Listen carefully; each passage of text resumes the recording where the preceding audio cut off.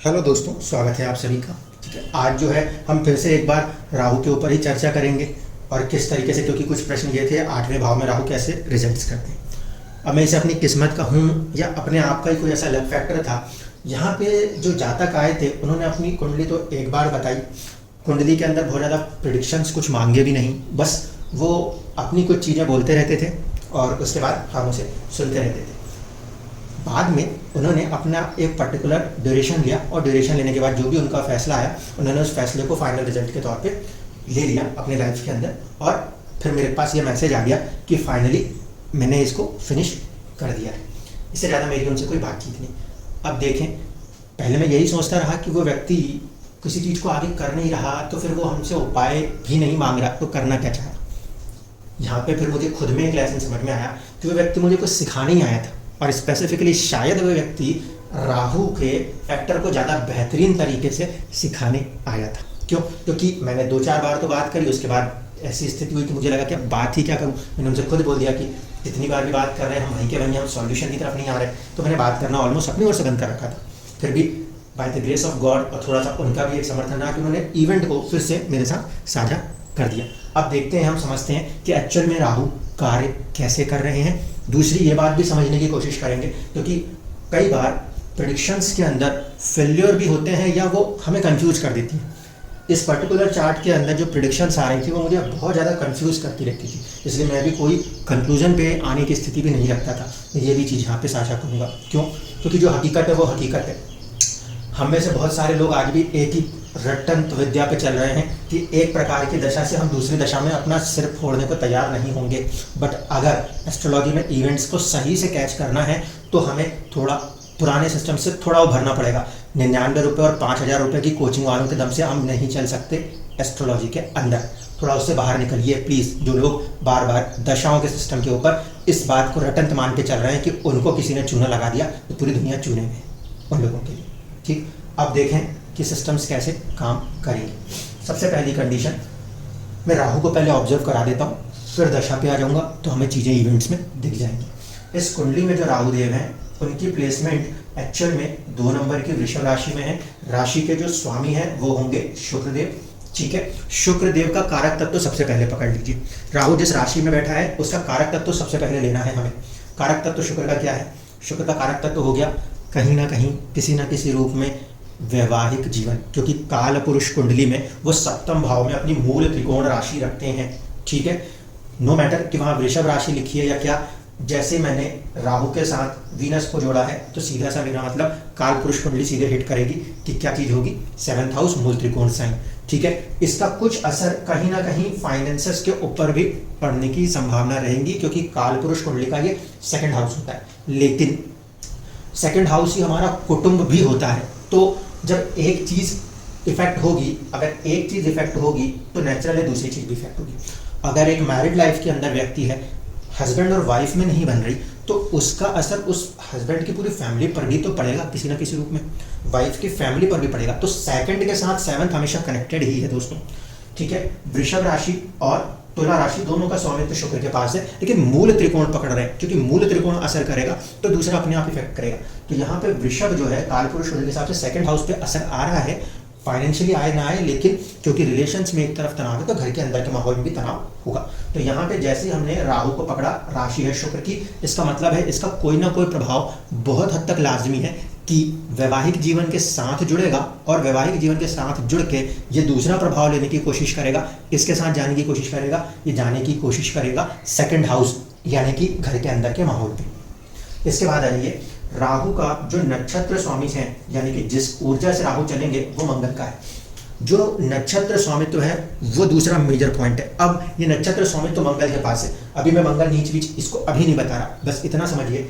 Read किया जैसे हमने मंगल, तो मंगल है काल पुरुष कुंडली का 1ला भाव और 8वां भाव। इसका मतलब है कुछ परिवर्तन। 8th हाउस साहसिक मंगल है, इसलिए साहसिक, और क्योंकि पहले भाव का मूल त्रिकोण स्वामित्व रख रहा है, इसीलिए स्वयं को लेके या एंगर एग्रेशन वाली स्थितियां जो मंगल के कारक तत्व है वो कहीं ना कहीं इसके अंदर कुछ ना कुछ रोल प्ले करने वाली हैं। कहाँ पर?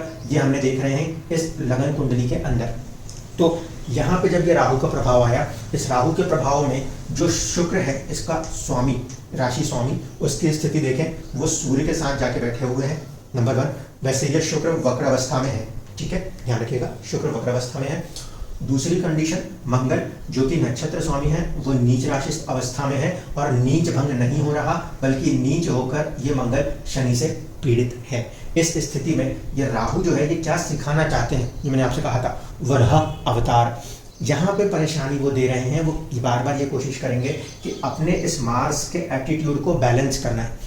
इस व्यक्ति के में क्या हो रहा था कि जो इंटरफेरेंस आ रही थी ये उसके अगेंस्ट खड़े होने को मेंटली प्रिपेयर नहीं हो रहे थे। कुछ जगहों पे आपको बेमतलब जिल्लत किया जा रहा है, जलील किया जा रहा है, उसके अगेंस्ट खड़े होना कुछ जरूरी हो जाता है। हमेशा मंगल नीच है तो ये नहीं कि वो पुरुषार्थ की कमी है, कभी कभी वो उस पुरुषार्थ के ऊपर आना पड़ता है। तो यहाँ पे ये राहु बहुत स्ट्रांगली कनेक्ट कह रहे हैं कि अगर लाइफ के अंदर यहाँ पर राइज आउट चाहिए, अपनी किसी भी चाहतों को आगे बढ़ा के चलाना है, तो मंगल से ऊर्जा को मेंटेन तो करना पड़ेगा, एक बैलेंस लेवल लेके आना पड़ेगा, जहाँ पे ये मंगल वो बैलेंस लेवल नहीं दे रहा, नंबर 1। दूसरी चीज, शुक्र यानी कि किसी भी तरीके के रिलेशंस के प्रति ये एंगर वाला जो फैक्टर है यहाँ पे रिड्यूस होकर मिला है दोस्तों, बढ़ के नहीं मिला। कई जगहों पे बढ़ा हुआ होता है तो सीधे होता है, यहाँ पे बढ़ा हुआ नहीं था, यहाँ रिड्यूस था, इसलिए तो उसका प्रभाव गया।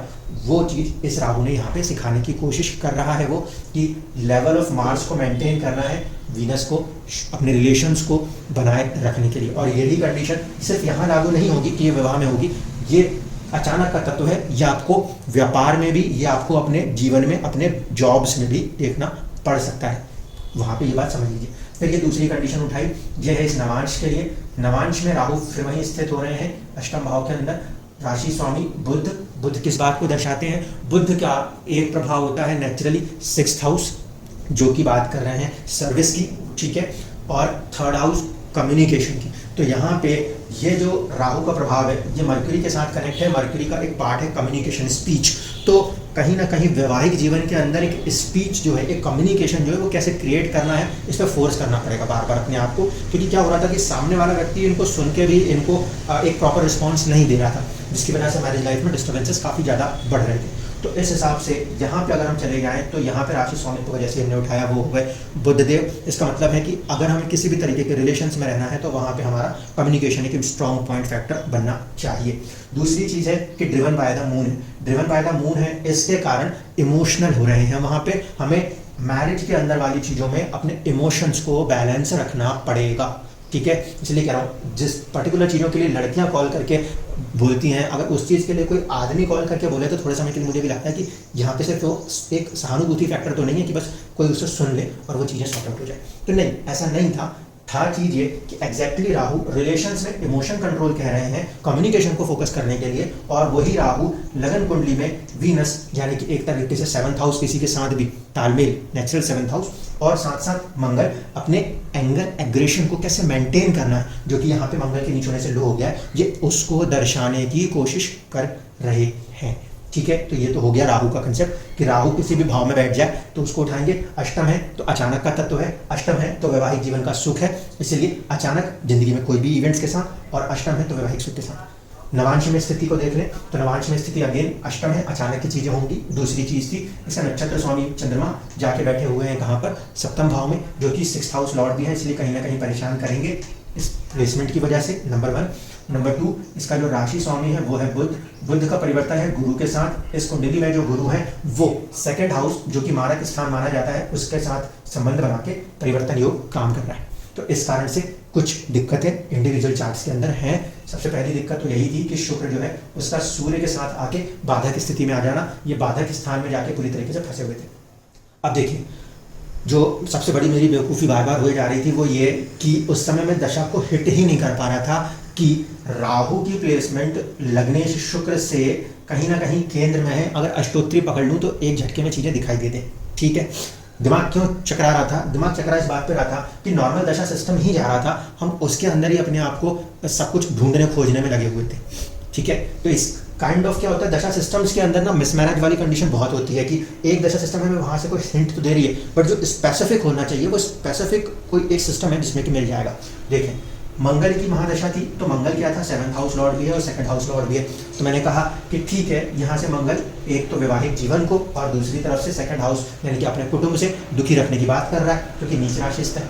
ठीक, जो कंडीशन ये सिखाना चाह रहा था वो कंडीशन यहाँ सीधे सीधे देखे जा रहे थे। Okay, well and good. Second is शुक्र। शुक्र का प्रभाव आएगा तो जाहिर सी बात है कि वो कहीं ना कहीं विवाह का कारक है, तो जब शुक्र का प्रभाव आएगा तो विवाह से जुड़ी हुई बातें होंगी। ठीक है, वेल एंड गुड है।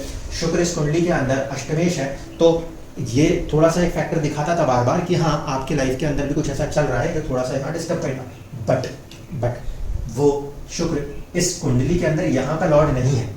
यहाँ पे ना वो 8th लॉर्ड है ना वो 12th लॉर्ड है, वो सिर्फ 6th में बैठा है। 6th में बैठा है तो वो काइंड ऑफ संघर्ष दिखा सकता है, लेकिन वो खत्म कर दे ये नहीं दिखाएगा, क्योंकि यहाँ पे वो भाग्य का स्वामित्व है, सुख का स्वामित्व।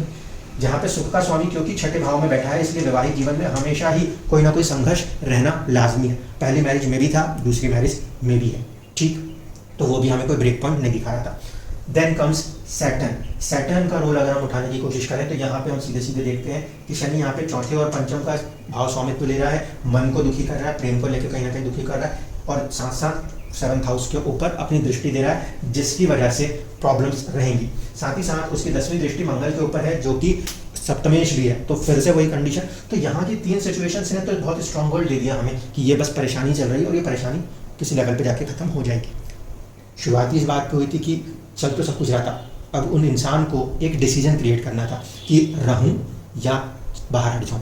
ठीक है, वो डिसीजन क्रिएट कौन होगा, कैसे होगा, ये यहाँ पे कुछ भी समझ में नहीं आ रहा था। और मैंने कहा ये ऐसा इंसिडेंट दिखाई दे रहा है कि जब तक ये स्थितियाँ चलेंगी पूरे जीवन ये स्थितियाँ चलती ही रहेंगी, क्योंकि ये चार्ट ऊपर से बता रहा है हमारा 7th हाउस 2nd हाउस का स्वामी केंद्र में जाके नीच राशिस्थ हो रहा है, दिशा बली होकर नीच राशिस्थ हो रहा है। आप नहीं भी चाहोगे तो इंसान पकड़ के आके आपको दुखी करके निकल लेगा, इसका नीच भंग नहीं हो रहा था। अब देखें फुल एंड फाइनल कंडीशन। दशा सिस्टम अष्टोत्तरी अगर लगा दें तो एक झटके में चीज़ें नजर आ जाएंगी। अष्टोत्तरी के दशा सिस्टम में अगर हम गलती से भी अपने कदम को रख देते तो सबसे पहली बात हिट हो जाता दिमाग को कि राहु की महादशा चल रही है, मतलब व्यक्ति जो है ना वो परेशान चल रहा है। फिर से देखिए समझिए, अगर राहु की जीवन में महादशा चल रही है तो व्यक्ति खोजने की कोशिश कर रहा है कि क्या चल रहा है मेरे जीवन में, क्या ही चल रहा है। वो एक तरीके से बेचैनी की दशा होती है, मान के चलिए बेचैन है उस समय। तो जीव यहाँ पे बेचैन है, क्यों? क्योंकि जब पूरा कोरोना काल आया तो बेचैनी थी, तब तो दवाई खोज रहे थे। तो सबसे बड़ी बात है बेचैनी, अगर ये नजर आई, किसी भी तरीके की बेचैनी नजर आई, तो इसका मतलब है कि राहु कार्य कर रहा है। तो यहाँ दशा में राहु कार्य कर रहा था, जो पहली स्थिति में हमें पकड़ में ही नहीं आ रहा था। यहाँ पे पहली कंडीशन। दूसरी, अंतरदशा ऑलवेज इफेक्ट्स। अंतरदशा का स्वामित्व देखेंगे तो गुरु के पास है। मैरिज के अंदर इवेंट है, नवांश के अंदर से रीड करते हैं तो गुरु 2nd हाउस लॉर्ड है, मारक अवस्था मार्केश अवस्था प्रभाव लेते हैं। प्लस ये गुरु जो है वो साथ ही साथ बुध से परिवर्तन करके बैठे। तो ऐसी कंडीशन में ये गुरु अगर बुध से परिवर्तित कर दूं तो अष्टमेश अपने आप को बचाना चाह रहा है। अष्टमेश अपने आप को बचाना चाह रहा है, लेकिन परिवर्तन में आने के कारण जब हम इस दशा को राहु में बुध की दशा मानेंगे, गुरु को बुध से परिवर्तित कर दें, तो अगला अंतर जो है वो मंगल का है। बुध के साथ मंगल जब भी कनेक्ट हुआ, मंगल की महादशा में बुध हो या बुध की महादशा में मंगल हो, ये जब भी आपस में आएंगे ये दोनों नेचुरल एंटी हैं। मंगल यहाँ से अपनी चौथी दृष्टि प्रभाव इसके ऊपर लगा के रखे हुए हैं, अगर वो साथ में बैठ जाएगा तो भी प्रॉब्लम है। इस पर्टिकुलर चार्ट के अंदर जब ये मर्क्यूरी यहाँ पे प्लेस होगा तो ये राहु और मंगल जैसे 2 पृथकतावादी ग्रहों से तुरंत डिसीजन लेके ब्रेक कर देगा। और यहाँ पे भी एग्जैक्टली यही इवेंट दोबारा रिपीट हो रही है। ये रिप्लेस हो रहा है जुपिटर मर्क्यूरी के साथ और तुरंत के तुरंत डिसीजन हो रहे हैं। डिसीजन किस तरीके से हो रहे हैं? मंगल के साथ हो रहे हैं, क्योंकि ये मार्स का फॉर्मेशन हो रहा है। इस पर्टिकुलर कुंडली के अंदर मार्स जो है वो कहीं ना कहीं एक तरीके से 3rd हाउस लॉर्ड है। 3rd हाउस लॉर्ड का मतलब हमने कई बार देखा कि चीज़ों को अपने से ब्रेक करना पड़ेगा, अपने से, सो कॉल्ड सुसाइडल। तो ये मार्स जो है ये यहाँ से प्लेस आउट करके अपने आप को एक तरीके से सुसाइडल कंडीशन पे लेके आता ही है। ठीक, 10th लॉर्ड होने की वजह से तो वो फिर भी सुरक्षित था, बट 8वें को प्रभावित कर रहा है और तीसरे के साथ संबंध करके प्रभावित कर रहा है, तो वो कंडीशन बनी। लास्टली सैटर्न जो है वो यहाँ पे 12th हाउस का भी लॉर्ड था। ठीक है, स्ट्रेस, और दूसरी तरफ से 1st हाउस लॉर्ड भी था। अगेन नॉर्मल हो जाएगा, लेकिन जब हम यहाँ से देखेंगे तो जिस शनि का प्रभाव कहीं ना कहीं मन के ऊपर भी है, चंद्रमा के ऊपर भी है और सप्तम के ऊपर भी है। ऐसी कंडीशन में ये जो दशा काउंट कंसिडर हुआ, इस दशा में अगर हम सिर्फ 3 को ही रीड कर लेते, राहु मंगल गुरु, ये फॉर्मेशन इतना ही काफ़ी हद तक ये दिखा रहा है कि वहाँ पे अचानक से कोई इवेंट हो रही है जो कि हिट करने वाली है। यहाँ पे अगर हम इस लगन कुंडली में इस चीज़ को कनेक्ट करने की कोशिश करें तो इतना आसान तो नहीं होगा, लेकिन फिर भी आपको बताता हूँ। नवांश है इसलिए बहुत स्ट्रिक्टली नजर आ गया। अगर उसको लगन में रीड करने की कंडीशन करेंगे तो राहु वैवाहिक जीवन में अष्टम को प्रभावित कर रहा है, तो महादशा कहीं ना कहीं वैवाहिक जीवन के सुख को प्रभावित कर रही है। अंतरदशा गुरु की है जो कि छठे भाव का है। छठा भाव कई बार देखा गया है जो कि डिवोर्स की कंडीशन का कारण बनता है। ये जो गुरु है ये कहीं ना कहीं कनेक्ट है यहाँ पे थर्ड हाउस से, थर्ड हाउस फिर अगेन थर्ड हाउस फिर अगेन, किससे? वैवाहिक जीवन के सुखों के लिए अष्टम भाव बना हुआ है, ठीक है। यहाँ से 7 और ये 8, तो ये इसके लिए भी एक डेंजरस कंडीशन बना रहा है यहाँ पे ये स्वामित्व। तो तीसरी बात, यहाँ पे एक्सचेंज नहीं है, ध्यान रखिएगा, ये एक्सचेंज सिर्फ यहाँ लग सकता है, इसमें गुरु का एक्सचेंज नहीं हुआ है, इसलिए यहाँ पे ये वाली कंडीशन नहीं लगेगी। इसके बाद आ गया मंगल। मंगल जो है वो कहीं ना कहीं तीसरे लेवल पे वैवाहिक जीवन के अंदर और सेकंड हाउस को लेकर कोई ना कोई रोल निभाने की कोशिश कर रहा था, इसी में प्रभाव कर दिया था शनि। शनि जो है वो बेसिकली इसके लिए 7th, इससे 7th होके बैठा हुआ है इसको हिट करने के लिए सीधे सीधे, क्योंकि इस विवाह का कर्म और उसके होने वाले लाभ को शनि देखना समझना चाहता है। तो इस इनडायरेक्ट कंडीशन को लगाए तो बहुत घूम फिर के हम रिजल्ट तक आएंगे। सीधे लगाने की कोशिश करेंगे, दशा ठीक ठीक काम करेगी तो एक झटके में कहेंगे कि पहली बार विवाह अगर ब्रेक हुआ होगा तो दशा रही होगी राहु में राहु या राहु में मंगल। जब कभी भी राहु मंगल गुरु, गुरु मंगल राहु ऐसे कॉम्बिनेशंस काम कर रहे होंगे तब तक जीवन के अंदर किसी न किसी तरीके से वैवाहिक जीवन में ब्रेक्स रखने की कंडीशन बरकरार रहेगी। दोस्तों इस तरीके से चीज़ों को समझा जाता है, और जो 8वें भाव का राहु है वो इस तरीके से अलग अलग डिविजनल चार्ट्स में बता देगा कि हमें किस रवैये के साथ किस तरीके से चीज़ों को टैकल करना है, डील करना है, क्या हमारे लिए बेटर हो सकता है, ताकि जब ये राहु क्रॉस करे तो फिर जुपिटर किसी चीज़ को ठीक ठाक कर सके। अब देखिए यहाँ पे वैवाहिक जीवन को वो ठीक ठाक करना चाह रहा है कि नहीं करना चाह रहा है, ये कैसे डिसाइड करेंगे? तो इसका सीधा सा तरीका है, यहाँ पे गुरु का फैक्टर है सेकंड हाउस कनेक्शन और 11th हाउस कनेक्शन, तो वो नवांश के अंदर 11th से कोशिश तो कर रहा है लेकिन सेकंड हाउस के साथ कनेक्ट होकर कोशिश कर रहा है, ठीक है। तो इसका मतलब ये मार्केश प्रभाव को ज़्यादा तवज्जो दे रहा है दृष्टि प्रभाव के साथ इस हाउस को कनेक्ट करके। ऐसे स्थिति में गुरु भी नहीं चाह रहा कि आगे वहाँ पे चीज़ें चल सके। नेचुरल हैप्पीनेस जो है यहाँ पे गुरु वो मंगल और राहु से पूरी तरीके से पीड़ित हो चुकी है। सप्तम भाव छठे भाव के साथ कनेक्ट होकर डिस्टर्ब हो चुका है, और शनि जो कि 1st एंड 12th लॉर्ड है उसकी दृष्टि भी 7th हाउस को पूरी तरीके से प्रभावित कर रही है। ऐसे कंडीशन में जुपिटर कहीं ना कहीं फ्री रख के आगे बढ़ना चाह रहा है और राहु उस चीज़ में ही उसको सपोर्ट करता हुआ नजर आ रहा है। तो ये परिस्थितियां हैं कि पिछले वाली दशा अगले वाली दशा को किसी रूप में अपने तरीके से सपोर्ट प्रदान कर रही हैं। धन्यवाद।